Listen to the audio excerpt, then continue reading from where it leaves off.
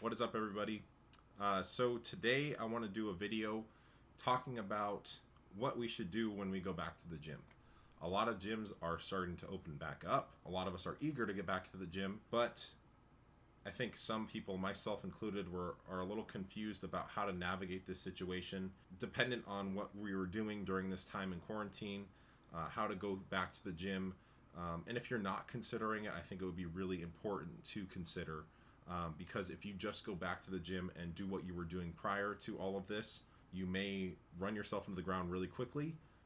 You may not get the results you want to get, and you may just be kind of haphazardly going about things. So I want to help provide some structure on what to do when you are heading back to the gym. I just want to give a little disclaimer. This is going to be a lot of general recommendation.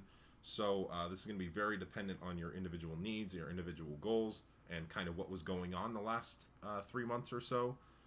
So if you need actual more specific recommendations and you're a little confused about maybe what I'm saying is not applying to you or something like that, you can always shoot me an email or a DM, and I would love to kind of point you in the right direction as far as that goes. But just remember, these are general guidelines. They do not apply as a blanket to everybody. But I kind of just tried my best to address maybe some of the issues that people are having. So not everything is going to apply to everybody that I talk about here. First thing that we're going to look at is what were you doing for the last 3 months? What were you doing during this quarantine time? Did you stop training altogether? Did you let go of your nutrition? Oh my God, I'm a fat guy! I think a lot of people are in that boat because it was really unmotivating time. It's not. I don't want people to think like be guilty or feel bad for themselves. What happened in the past happened.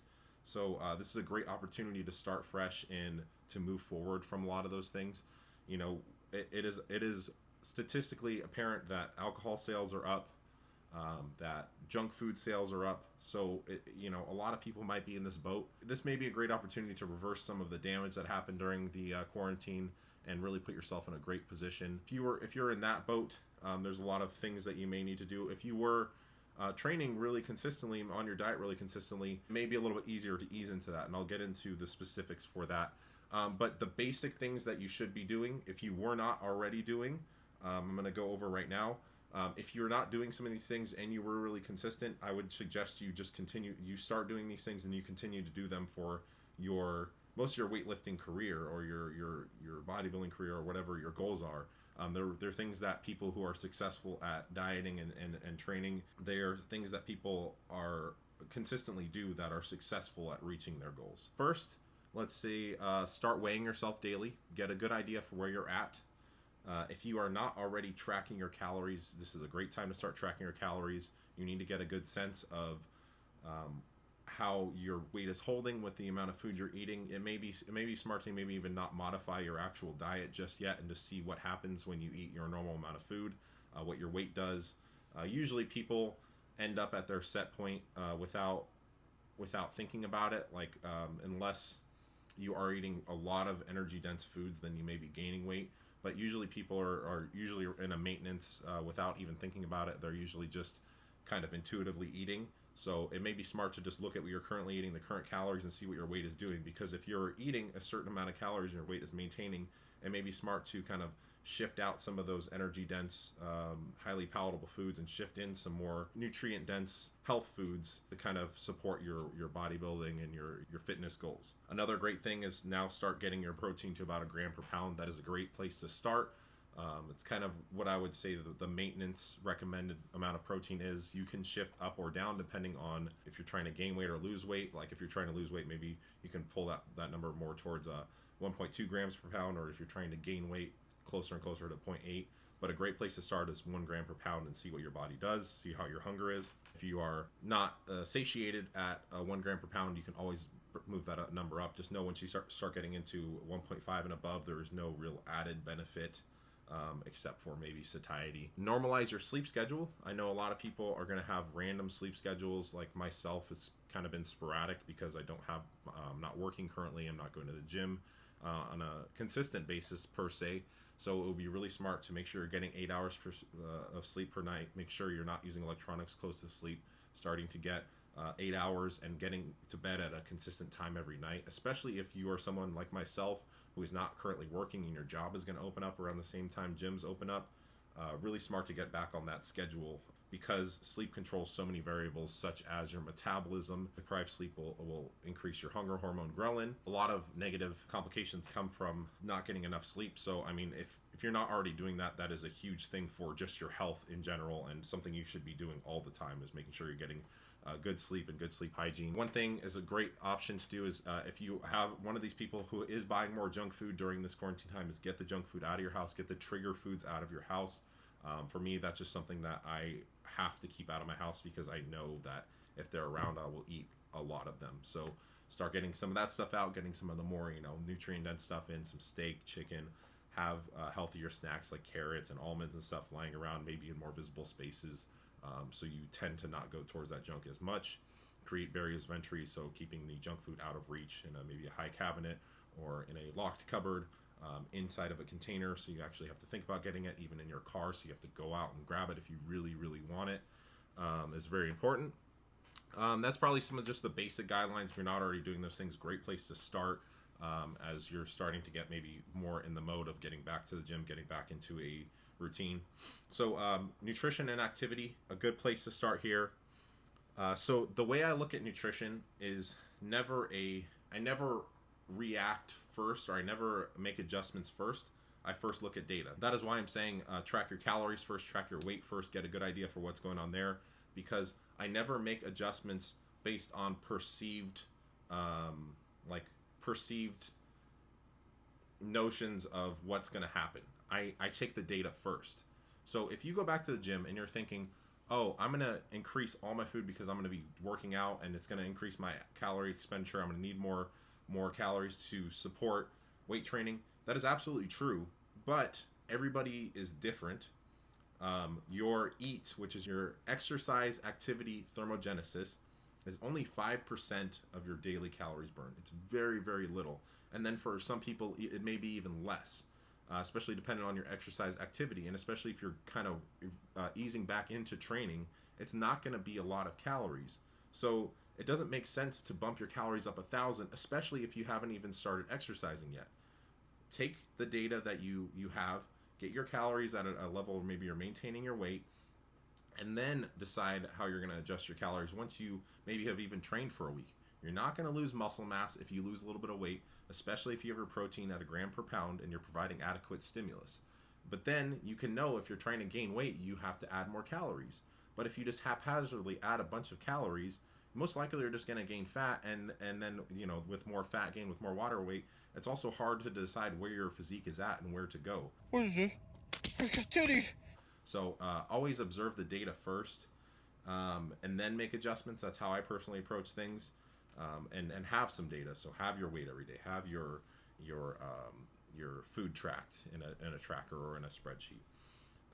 So like I said, don't increase your calories immediately. Don't if you're at a place where you want to maybe lose some body fat, you're not necessarily happy with how you're looking, I would start with 5 to 10% reductions if your body fat is not where you like it. So don't do a really drastic amount. Don't think that you're I'm overly fat, so I'm going to cut my calories in half. That always ends poorly. It always ends in a lot of metabolic adaptation and in a place where you can't necessarily go any lower. So I start with 5 to 10% reductions in calories, usually from carbohydrates. So we're looking at a 2,000 calorie, someone on a 2,000 calorie diet.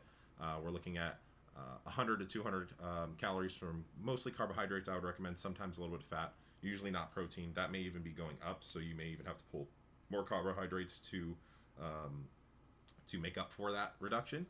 And then if you are someone who wants to gain weight and you've kind of observed your weight for a little bit, observed your caloric intake, and you're not gaining weight, again, I would say 5 to 10%. And then maintenance is really easy. 5 to 10% increase, so 2,000 calorie a day diet, 100 to 200 calories, great place to start, and then go from there.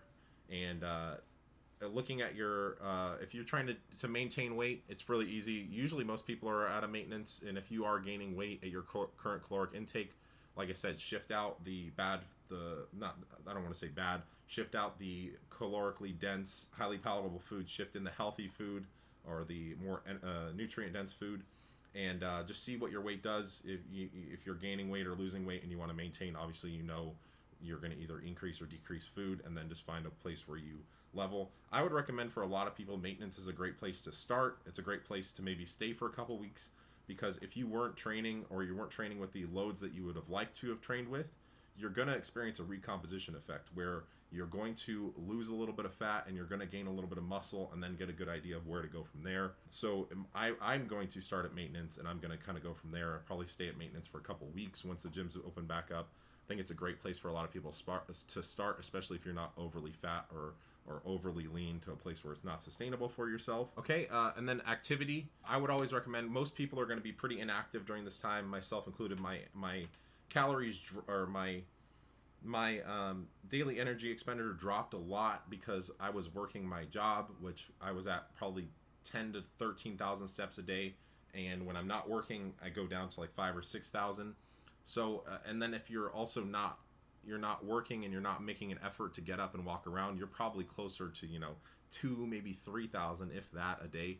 So a lot of smartphones now, if you go into the health app, I know iPhone and Android both have it, go into your steps, get your weekly average for your steps, and I would recommend, I always start with 3 10-minute walks. It's a great way to get a lot of cardio in, and I think that's around 4,000 to 5,000 steps. So if you're at 2,000 to 3,000, get it up to 4,000 to 5,000, increase by a couple, like 1,000 or 2,000 steps, get your NEAT up. That is much more calories than your actual calories burned from exercise, which is 5%. Your NEAT is about 15% of calories burned. So if you're trying to have a recomposition effect, to lose body fat, to be able to eat more food, to even lose and to even get leaner in a deficit, that is a great place to start. I wouldn't recommend doing a bunch of steady state cardio. Your body sees muscle mass as this heavy thing that requires a lot of energy. If you start doing a bunch of steady state cardio, you will start to lose muscle mass. Not a great place to start. All right, and then as far as your training, so again, you're going to assess what you were doing during quarantine. Do you have access to a lot of equipment? Were you providing a ton of adequate training stimulus? Were you growing muscle? Were you gaining weight during this time? Were you making progress, or were you not training at all?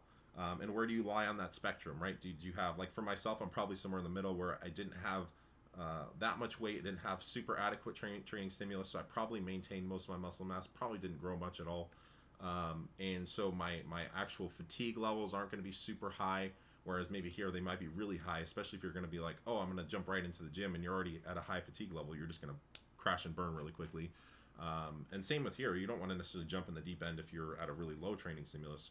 Get the most out of the least. Start with a really low volume and build up. So again, how intense was your training? What equipment did you have access to? So if you had a really adequate training stimulus, you want to make sure that you actually you do a deload before you go back into training at the gym. So don't have a really good heavy week of training where you train really intensely at your house or at a facility that you were able to go to, and go back to the gym and have the same exact stimulus. You're gonna burn out. You're gonna crash and burn.